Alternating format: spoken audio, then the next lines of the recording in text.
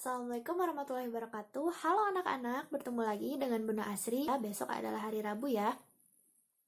Nah, untuk pilar yang sekarang ini empat, konsepnya hormat dan patuh terhadap orang tua maupun terhadap guru ya anak-anak. Nah, karena hari Rabu adalah waktunya bercerita dengan buku bercerita ya. Nah, sebelumnya kita bernyanyi dulu. Saatnya pilar, saatnya pilar, saatnya pilar. Pilarnya apa? Pilarnya apa? Pilarnya apa?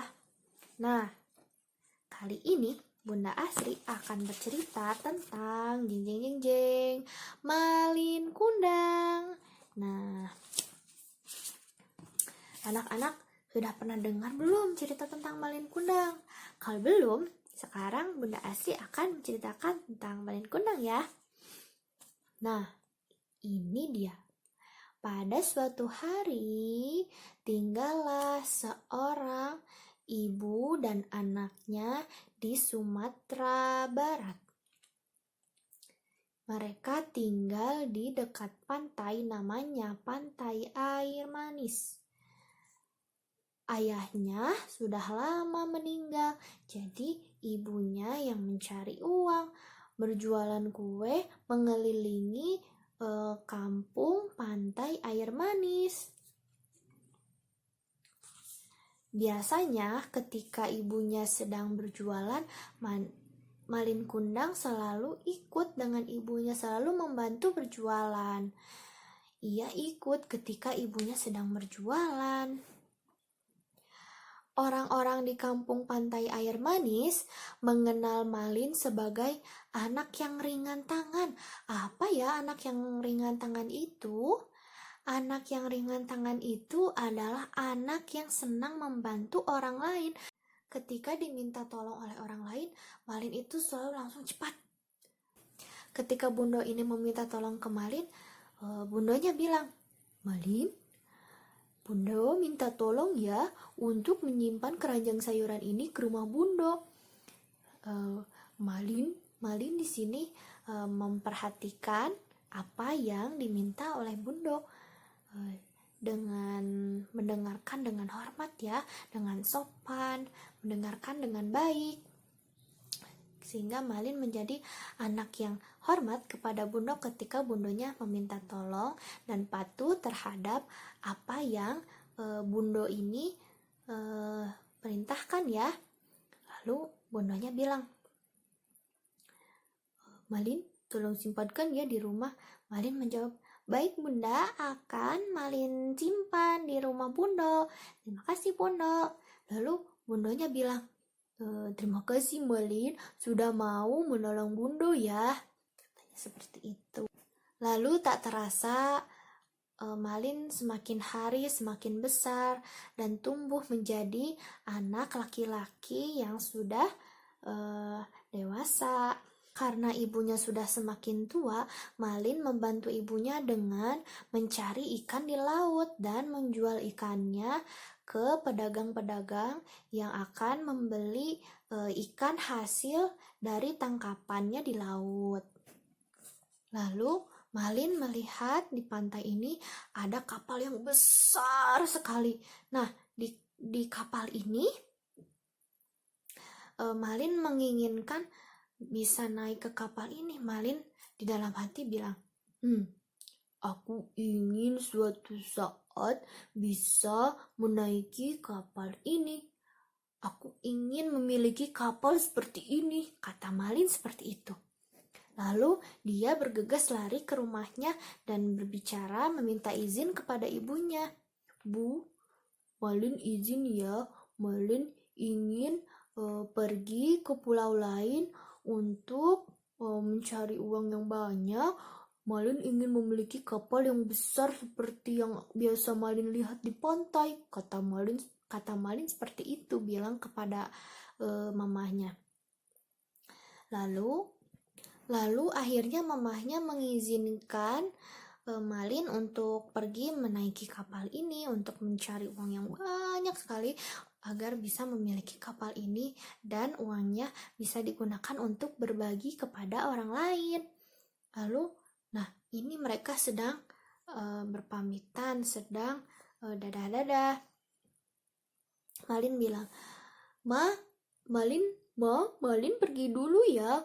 Malin nanti akan pulang menemui mama, katanya begitu. Terus mamanya bilang, iya Malin, hati-hati di jalan, katanya begitu, kata mamanya. Minggu berhari-hari dan berbulan-bulan Malin tidak pulang-pulang. Akhirnya ibunya sering menghampiri pantai. Biasanya di pantai banyak kapal-kapal yang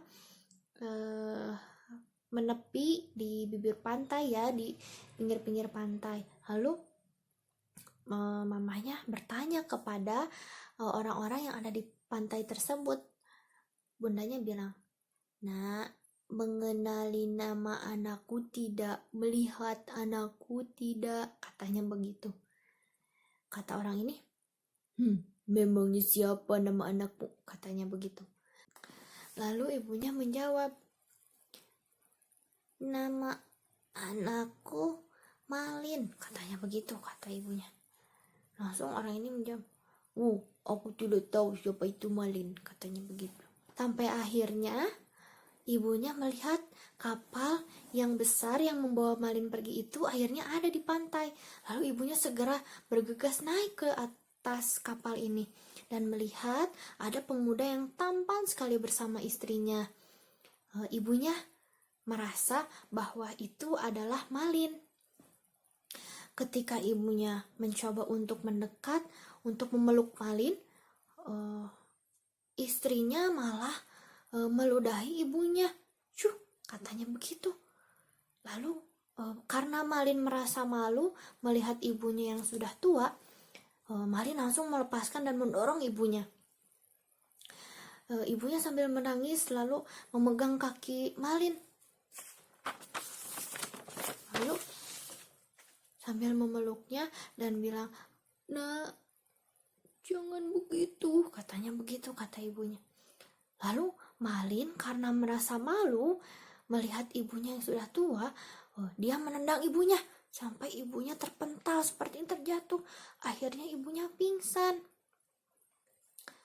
Lalu akhirnya Malin dan yang lainnya pergi.